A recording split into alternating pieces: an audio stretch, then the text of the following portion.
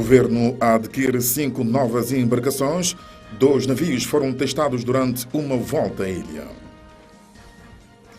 Primeiro-ministro diz que o problema de água em Água Grande tem a ver com a diminuição do caudal nos sistemas que abastecem o distrito. Patrício Trovada disse, por outro lado, que o governo vai mandar publicar as atas das reuniões que vão ser realizadas com o Sindicato dos Professores e Educadores. A Comissão Eleitoral Nacional iniciou este domingo os trabalhos de atualização dos cadernos eleitorais às presidenciais deste domingo.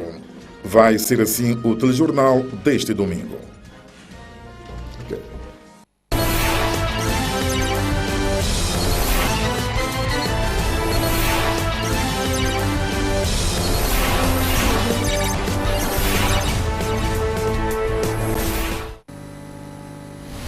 Boa noite.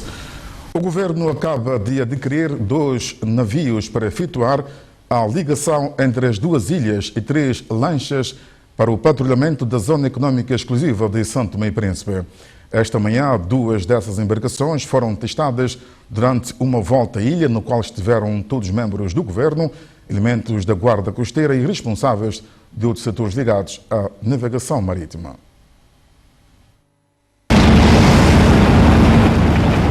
Por volta das 10 horas deste domingo, o Primeiro-Ministro e a sua equipa governamental chegavam ao porto de São Tomé, onde estas 5 embarcações já se encontravam atracadas.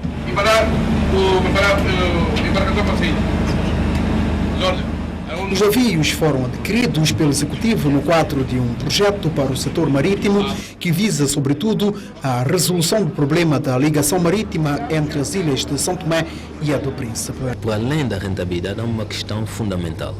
É que nós vimos que a continuidade territorial é fundamental, faz parte da nossa soberania, daí que nós precisamos de ter meios do Estado disponíveis para qualquer situação e assegurar a ligação ao Príncipe. Houve questões ligadas às vezes a combustível, que o barco não sai porque os privados têm a sua agenda e é normal. Por isso o Estado tem que ter também os seus meios e é nesse quadro que nós estamos a construir essa política. É por isso que nós criamos o Ministério da Defesa e do Mar, porque temos que ter, de facto, somos ilhas e temos que ter uma política do mar. Isso é que é fundamental.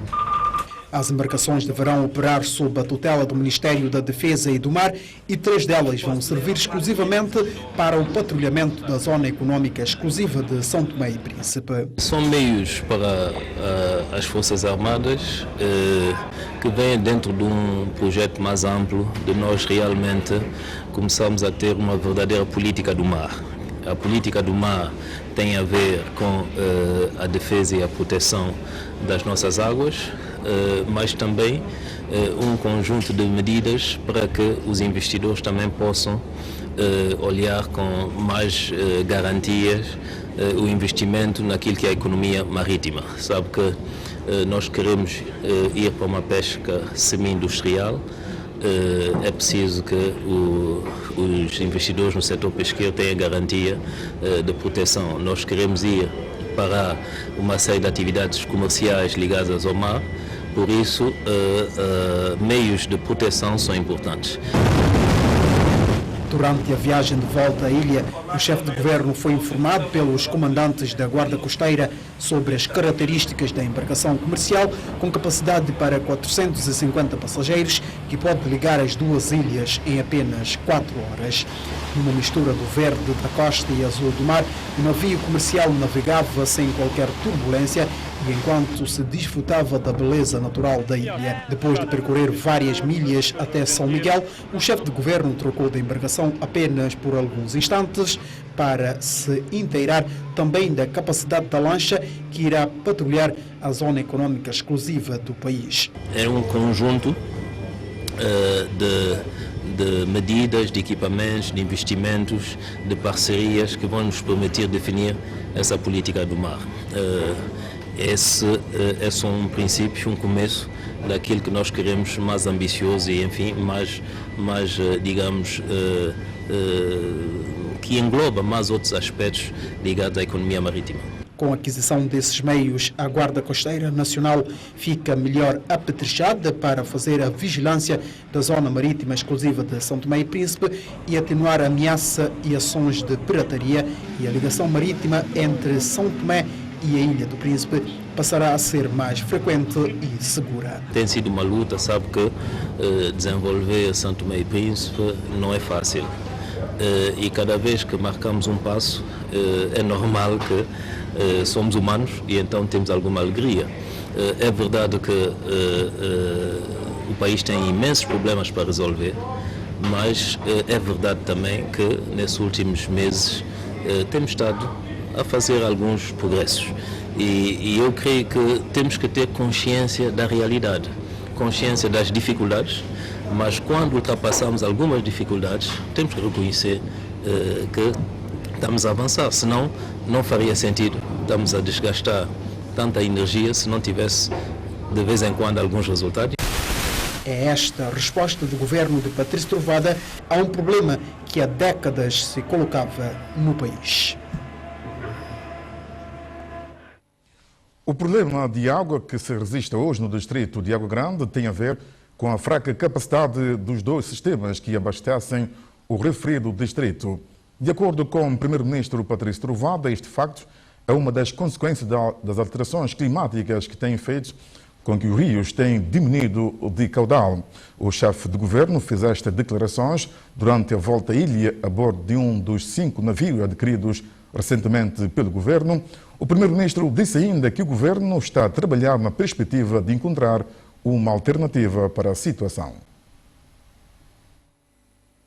Eu agradeço que se toque nas dificuldades, sabe? O governo não foge às dificuldades. Agora, o ensino é uma dificuldade, a água é uma dificuldade, mas a água, sobretudo, é uma dificuldade na Água Grande. E eu vou explicar porquê. Mais uma vez, e é por isso que nós falamos de visão, de programação, de planeamento, de estatística. Bom, por quê? Porque se nós olhamos a questão da educação, aí houve uma falha no planeamento das infraestruturas. E a questão da água na Água Grande é um pouco também a necessidade de nós planearmos.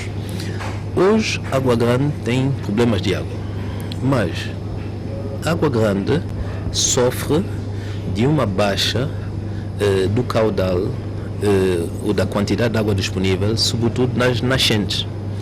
Água Grande tem 2 sistemas à base de nascente, que é águas amoreiras e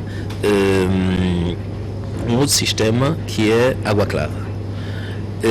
Água Clara, nos últimos 3 anos, perdeu quase 75% da sua capacidade. E o sistema de Água Clara, que abastece nomeadamente as zonas como Oque del Rei, bairro do Hospital, etc., é um sistema que foi estudado em 2000 e só foi executado em 2010. Por isso, os estudos que foram feitos demoraram 10 anos a serem executados. E em 10 anos a população cresceu.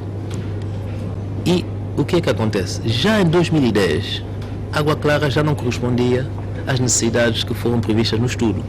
E de 2013 até 2015, Água Clara perdeu 60 e pouco % da sua capacidade, devido às mudanças climáticas. Água Moreira perdeu quase 30% da sua capacidade. Daí que, não tendo o sistema de mesós, que se chama da Milagrosa, digamos assim, tendo atrasado o sistema da Milagrosa, então, hoje, mesmo as regiões periféricas de Água Grande, nomeadamente Pantufo, Almas, etc., bom, toda essa zona Praia Melão vai sobrecarregar o sistema de Água Grande, que está em perca. Bom, e eu não quero acrescentar a situação também das percas ligadas às canalizações antigas que não foram repostas. Daí que é uma realidade que Água Grande vai ter problemas. E se vem a questão da chuva, em 2015, em Água Grande, durante 4 meses não houve chuva. Então, é preciso perceber que um distrito que tem quase a metade da população de São Tomé e Príncipe, Um distrito em que estão concentrados tanta gente e em que nós perdemos entre Água Moreira 30% de capacidade e Água Clara 75% da capacidade, existe um problema de água. Agora, nós, como governo, estamos a estudar situações de emergência para atenuar essa questão da água, até que a água que vem de Milagrosa possa vir em apoio ao sistema das zonas periféricas, nomeadamente Praia Melão, não é? E até Vila Maria, não é? Para depois vermos como é que podemos atacar a melhoria do sistema das águas Moreira e ver o que é que podemos fazer com a Água Clara. Bom, mas qual é a estratégia? Não, a estratégia primeiro é nós, a curto prazo, temos sistemas alternativos e estamos a estudar, pedimos a várias empresas estrangeiras para ver como é que nós podemos. Estamos, digamos, com uma necessidade entre 600 metros cúbicos diários a 1000 metros cúbicos diários para a Água Grande. E nós temos que encontrar um sistema alternativo até que se possa reabilitar quer a questão das percas, quer a questão também de ver como é que as nascentes e outros sistemas que nós temos possam vir em apoio à situação. Daí que é uma situação que é difícil, primeiro para as populações, mas as pessoas têm que saber qual é a origem do problema. E quando eu, às vezes, ataco um bocadinho a oposição, é porque, como eu digo, quer dizer, nós temos que ser sérios e nós temos que passar as verdadeiras informações à nossa população. A situação econômica de São Tomé e Príncipe tem que ser conhecida de todos, para todos saberem o que é que a casa gasta e o que é que nós temos que fazer e para ver se as nossas atitudes mudem, nomeadamente nossa atitude perante o trabalho e perante a coisa pública. Quer dizer, nós somos um país dependendo extremamente da ajuda internacional e nós somos um país que não produz.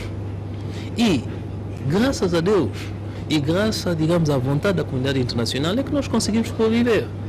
E é preciso que se tome isso em consideração para que todos os dias que Deus faz, nós temos é que melhorar o nosso país, melhorar o nosso trabalho, melhorar os nossos esforços e melhorar, sobretudo, a seriedade com a qual nós encaramos as situações.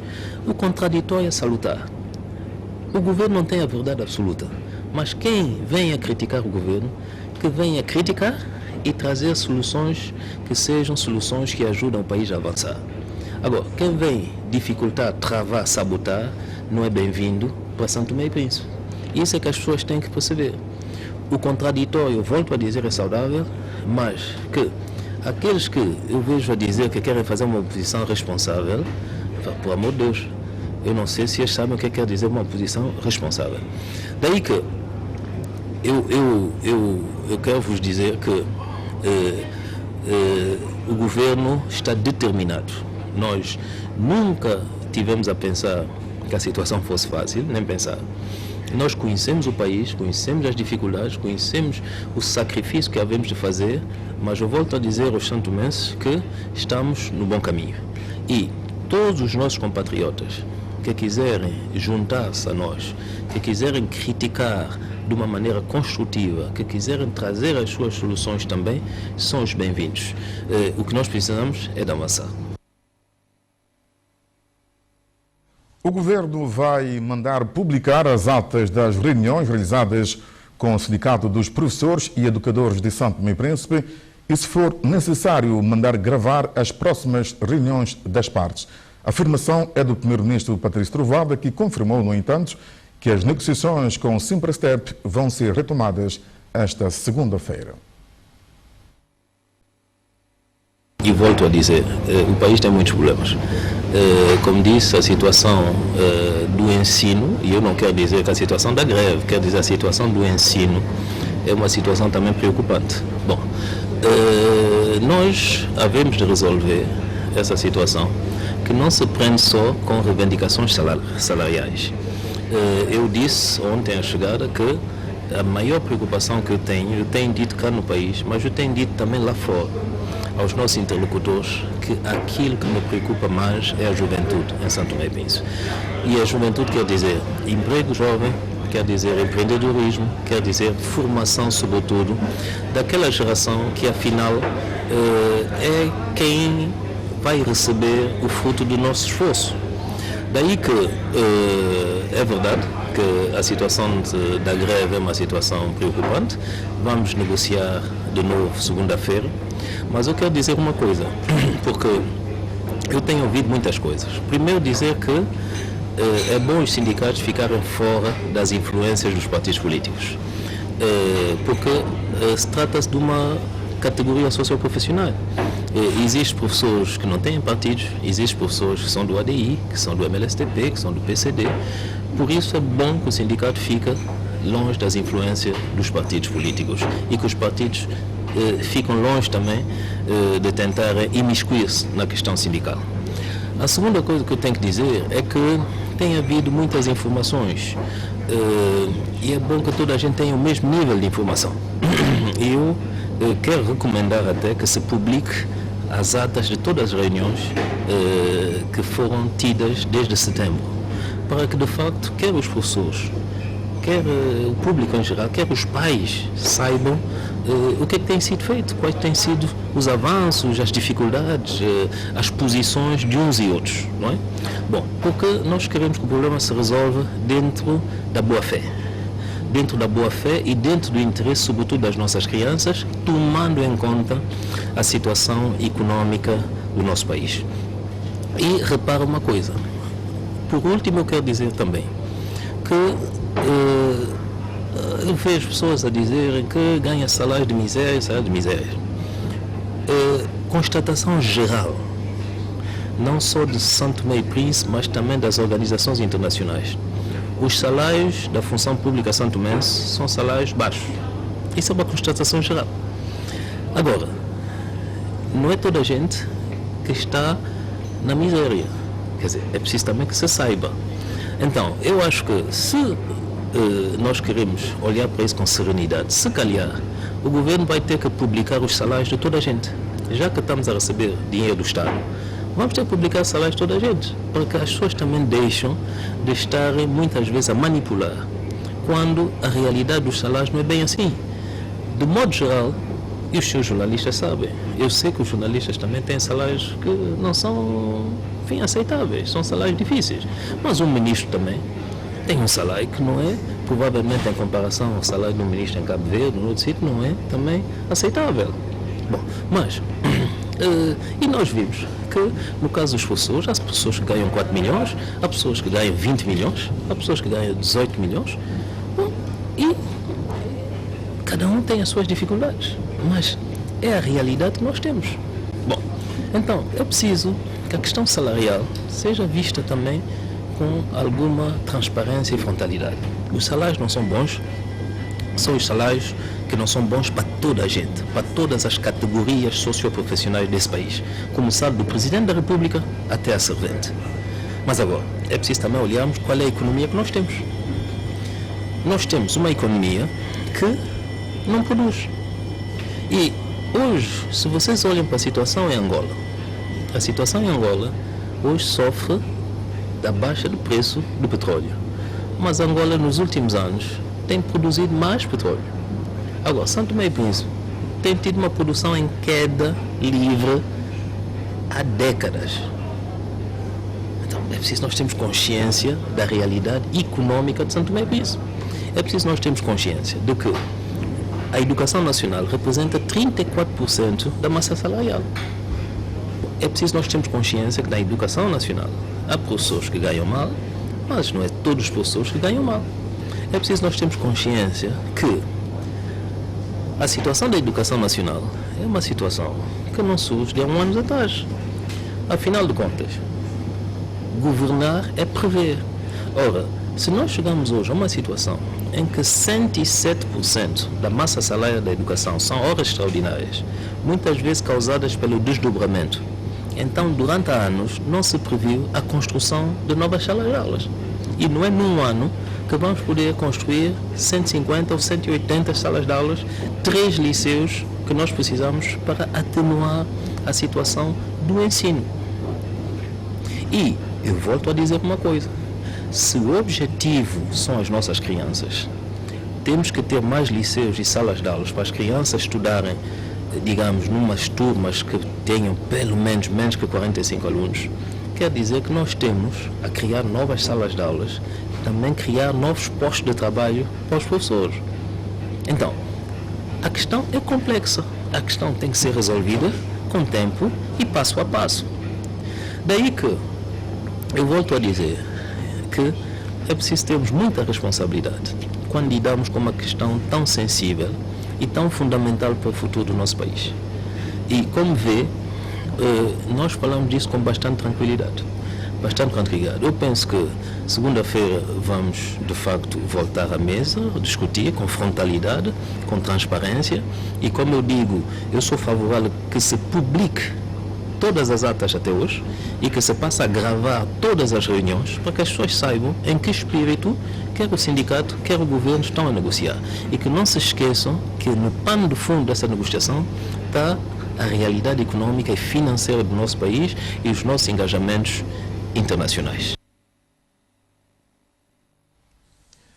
A Comissão Eleitoral Nacional iniciou este domingo os trabalhos de atualização dos cadernos eleitorais às presidenciais deste ano.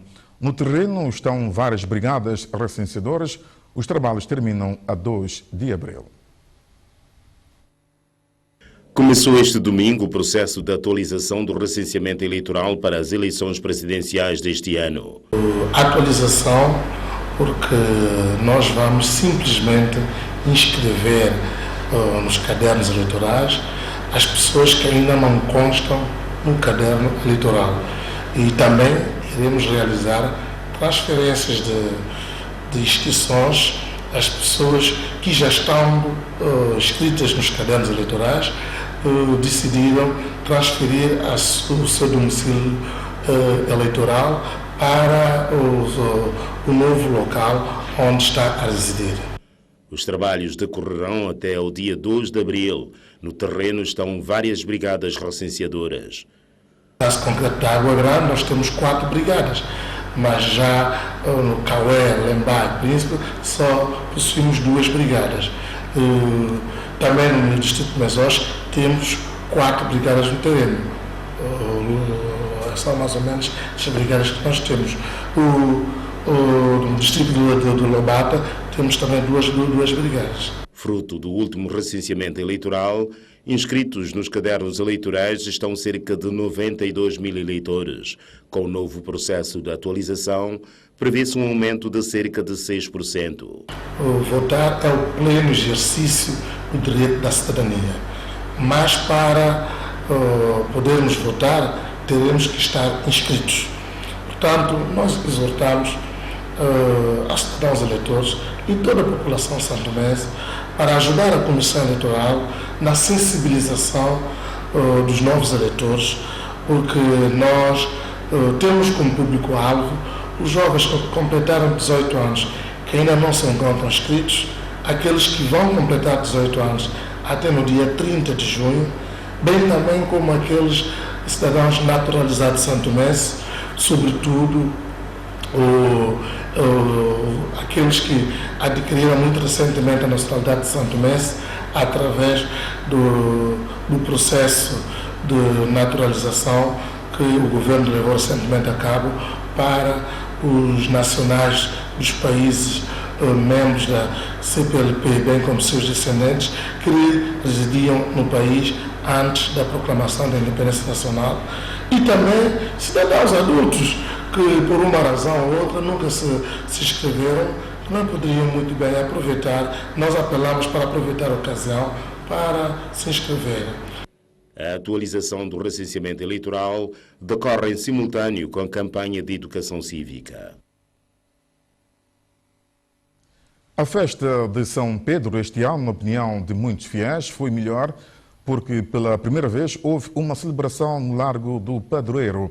Uma festa patrocinada pela Câmara Distrital de Água Grande, é assim todos os anos, no último fim de semana de janeiro, para venerar o Deus dos pescadores. Um cenário de festa que se repete de ano em ano, nesta altura, no último fim de semana de janeiro, a festa de São Pedro e São Paulo, dois grandes pescadores fiéis aos seus princípios de fé em Deus Todo-Poderoso e que Jesus Cristo, por causa dessa devoção ao seu Pai, quis agradecer. São Pedro, como nós sabemos, foi também pescador de profissão. Um dia, quando ele estava na praia, Jesus passou, convidou-lhe a seguir, vem e segue-me. E ele certamente ficou um bocado assim surpreso, porque Jesus Cristo, um homem famoso, naquele tempo, chamar um pescador assim tão humilde, mas Jesus disse-lhe, deu-lhe uma certeza: tu és Pedro, sobre esta pedra edificarei a minha igreja, e a partir de hoje farei de ti pescadores de homens. Pescadores de homem, o mesmo que dizer o padroeiro de todos os pescadores, e a distinção, à medida que os anos iam passando, ia também ganhando outras dimensões, e até hoje pescadores de todo o mundo católico invocam e veneram o nome de São Pedro, esperando de Jesus o mesmo milagre. São Pedro é padroeiro de todos os pescadores. E aqui em São Tomé, de uma maneira muito especial, os pescadores têm uma grande devoção para este santo, para este homem. Como nós sabemos, foi o primeiro chefe da Igreja Católica, porque Jesus Cristo entregou-lhe a chave do céu e disse-lhe a ele próprio e também à Igreja: tudo que ligares no céu será ligado também na terra. Se a festa é dos pescadores, para que não nos faltem peixes na mesa, será que os pescadores de hoje mantêm a fé de outrora? Eu acredito, porque no momento que nós fazemos festa São Pedro, morre muito peixe. E até agora, desde semana até passada, está morrendo muito peixe que nem está lá a morrer. E os pescadores então aderem em massa a essa festa? Não todos os pescadores, porque sabe, nem toda pessoa não preocupa ser uma região, porque cada um hoje em dia está na sua região. Pondo de parte as diferenças religiosas, a verdade é que com fé ou sem fé, a festa de São Pedro vem ganhando ao longo dos anos um lugar de destaque entre as festas religiosas do país. Eu estou nessa festa já desde 98. Desde 98? E mesmo quando não residia no país, vinha de férias, fazia bufete cá no São Pedro. E de ano para ano, o que é que acha da festa? Tem melhorado, tem piorado, o que é que acha? A festa está melhorando porque de ano para ano está criando mais diversidade. As pessoas estão a aderir mais. Eu sei que a senhora é uma cozinheira de mão cheia, o que é que temos hoje?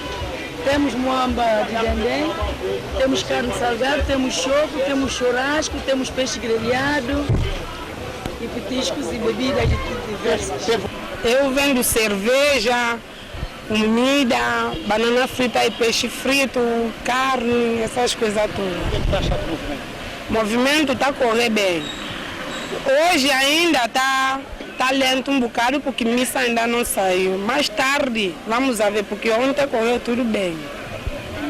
Não é a primeira vez que vem essa festa, não é? Não, isso aqui foi a segunda vez. Vem por causa dos negócios? Sim. Porque essa festa tem sempre movimento? Sim, graças a Deus. O que eu gosto é um lugar mais perto onde eu consigo frequentar meu trabalho, meu negócio. Então o seu negócio é este, não é? É, meu negócio é esse. Então o que é que está achando do negócio? É? O que é que está achando do negócio? Poxa, bom, minimamente está fixe. Apesar que tinha um bocado de chuva ontem, mas tá bom. Opiniões diferentes, o que importa é o que cada um vem à procura de São Pedro. Quer dizer, quando posso, quando eu lembro da festa, venho. E hoje é especial, o que é que traz aqui? Hoje em especial, temos que respeitar a festa e vir almoçar na casa da tia Gina.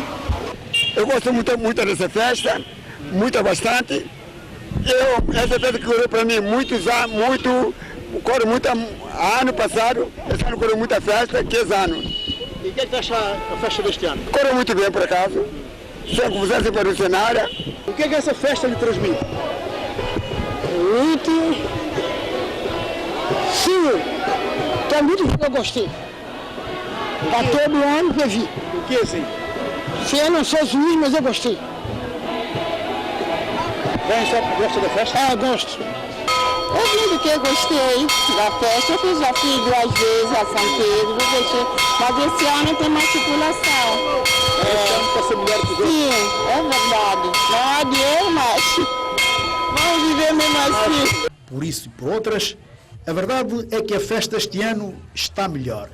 E a dona Adânica explica porquê. Porque esse ano há mais atividade, há grupo de cor, há grupo de receber a oferta, há tudo, mais do que ano passado. Porque ano passado não tinha organização, não tinha nada. E com mais organização, não faltou o tradicional passeio de embarcações pesqueiras, o chamado Chola, ao longo da Baía de Ana Chaves, com a imagem de São Pedro. Mas este passeio não vem referenciado na Bíblia. Essa festa para os pescadores aqui em Santo Tomé e Príncipe é uma festa grande, uma festa importante. E aqui nessa praça de São Pedro, nós temos a oportunidade e a sorte de celebrar pela primeira vez essa festa aqui. E a procissão que fazem no mar, o que é que transmite? Esta é uma tradição santomense que é muito boa, chama-se de Chola, que vamos fazer procissão no mar para abençoar o mar, para que no próximo ano não só os pescadores tenham e consigam pescar muitos peixes, mas também sejam protegidos de todo o mal, de todo o perigo. E depois das voltas à Baía de Ana Chaves, já em terra firme também se fez a procissão. E nesta altura o ambiente da festa era mais intenso, com mais gente e com muita animação. São Pedro, uma festa que foi abraçada pela Câmara Distrital de Água Grande. A sociedade santomense conta a partir de agora com mais uma ONG. Luz Verde é o nome desta organização não governamental que pretende contribuir para a promoção do progresso económico, social e cultural do povo santomense e levar uma luz verde para os 4 cantos deste país. Promover o desenvolvimento de um turismo sustentável no país e o equilíbrio do meio ambiente são os 2 maiores objetivos da ONG Luz Verde. O líder da organização traça assim o seu perfil. Somos um grupo de cidadãos santomenses que acredita nas potencialidades deste país e entende que o compromisso de fazer alguma coisa para impulsionar o seu desenvolvimento deve ser de todos os santomenses.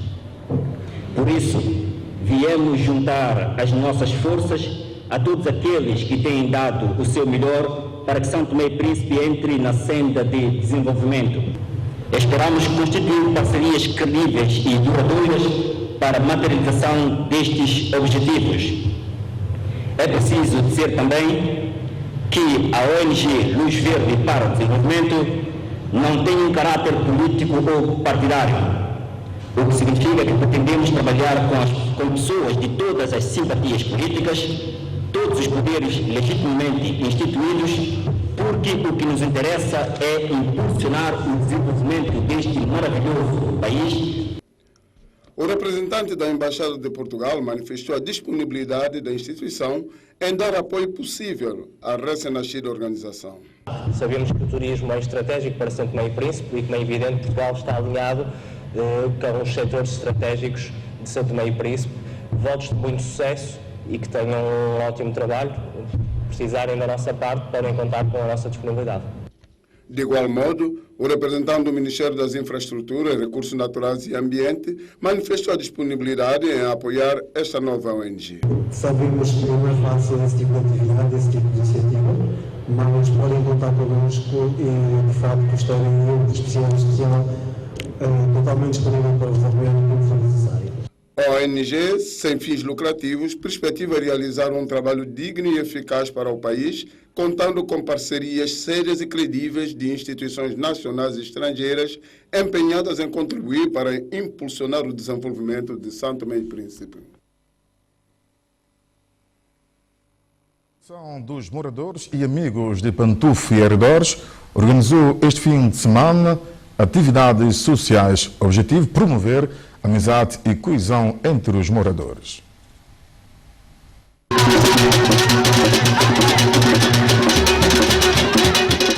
Antes do pontapé de saída para o arranque do torneio de futebol no campo de Pantufo, os diversos grupos culturais local desfilaram no recinto de jogo, com particular destaque para Puita Moala Cutemoio, o Gulauê Marina e o Danço Congo local.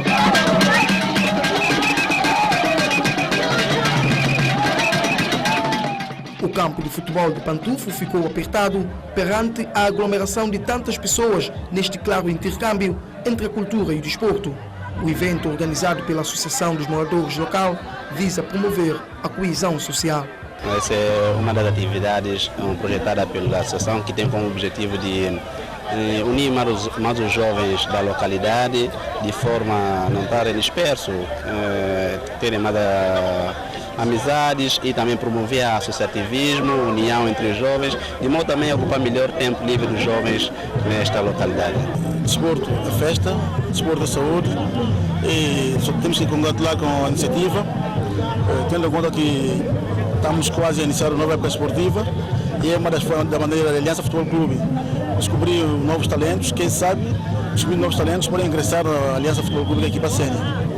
E tendo em conta que a zona é uma das zonas, posso dizer, muito mais próximo da capital, que é Pantufo, é uma via de Pantufo, e a nível da população tem uma população muito elevada, um bocado elevada, e nunca é demais trazer alegria para a zona. As atividades também ficaram marcadas com a abertura de um torneio de futebol que conta com a participação de 10 equipas.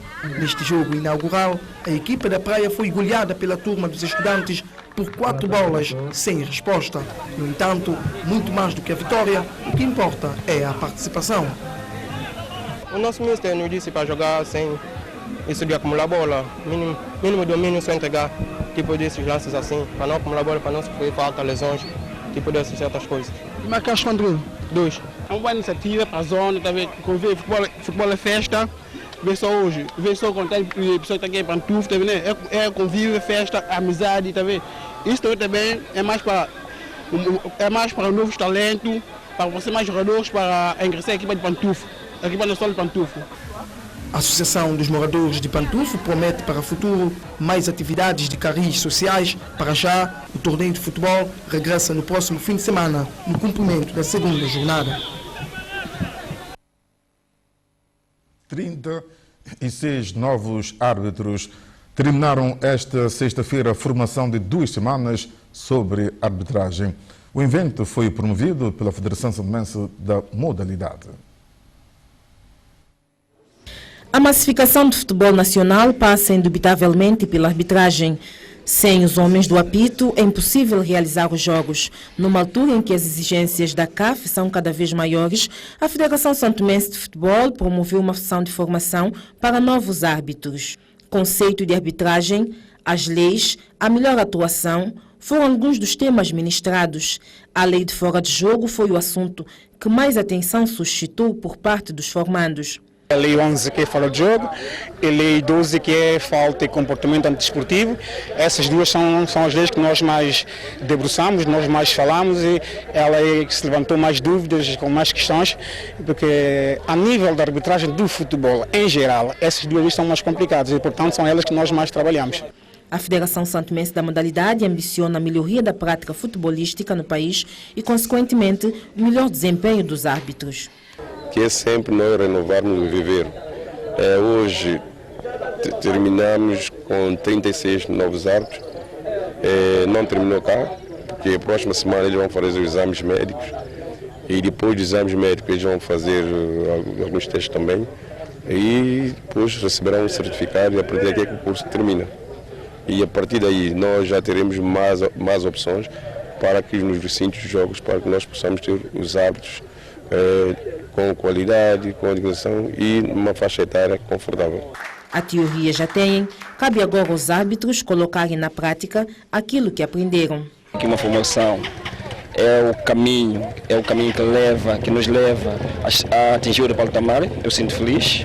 E também parabenizo a iniciativa da Federação Santomense, Federação Futebol Santomense, de tentar ver futebol santomense com outro olhar e querer também promover o futebol santomense como também o árbitro santomense. Eu acho que isso é de louvar. É uma honra, eu sendo de sexo feminino, ser uma árbitra. Eu sinto-me feliz e espero que o próximo curso, que possam aparecer as femininas em massa, que possam contribuir para o avanço do desporto em São Tomé e Príncipe. Aprendi muito e pretendo colocar em prática e fazer o meu melhor. Estes 36 novos árbitros terão a grande oportunidade de ganhar experiência nos jogos do Campeonato Feminino e Juvenil que serão realizados brevemente no país. Santana Futebol Clube realizou este domingo uma assembleia extraordinária para reestruturar a direção. O evento ficou marcado pela saída e entrada de novos membros. Santana Futebol Clube realizou esta assembleia extraordinária com o objetivo de reestruturar o clube e melhorar a sua dinâmica de trabalho. A atual direção do clube, liderada por Aleres Frank, vinha se confrontando com algumas dificuldades devido à falta de disponibilidade dos seus colaboradores mais diretos e levou o caso para ser analisado pela assembleia. Sabe que o futebol hoje em São Tomé exige questão de tempo. E estamos a ver também que durante a época passada nós tivemos dificuldades de algumas pessoas reclamando questão do tempo, porque não tinha disponibilidade, e daí que nós, como for não cansar bastante as pessoas e não pôr em causa também os seus interesses, nós avançamos e a Assembleia aprovou a questão da remodelação, da reestruturação da direção. Desta forma, o clube decidiu avançar outros nomes para preencher as lacunas existentes. Do lugar de vice-presidente para a área de propriedades e patrimônios, saiu Paulo Bacuda e entrou Ernestina Silva. O secretário-geral do clube deixou de ser Rogério Costa e para o seu lugar entrou Nuno Vicente. Os outros lugares não sofreram alterações. Quando se parte para qualquer remodelação dentro de uma organização, é com o intuito de trazer nova dinâmica. É na base disso que eu também acredito que com a reestruturação que nós fizemos, poderia trazer mais dinâmica e certamente sucesso para o clube. A direção liderada por Aleres Frank foi eleita no ano passado e tem um mandato para 3 anos. Mas apesar de ter sido vice-campeão na tabela de classificação geral dos campeonatos da primeira divisão nacional, enfrentava algumas dificuldades organizacionais. E assim concluímos o telejornal. Boa noite.